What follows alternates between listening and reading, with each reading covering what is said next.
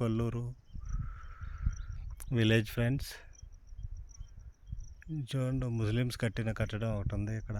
ఇళ్ళని పరిస్థితి ఇది, అన్నీ పడిపోయినాయి.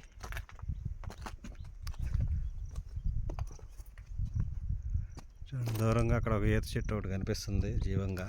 మిగిలిన చెట్లన్నీ ఈ వాటర్ వల్ల మొత్తం మునిగిపోయినాయి, ఎండిపోయినాయి. అక్కడక్కడ గుడిసెలు వేసుకొని ఉంటున్నారు. ఇక్కడ చూడండి, చేపలు పట్టేవాళ్ళు. ఇది ప్రస్తుతం కోళ్ళూరు పరిస్థితి.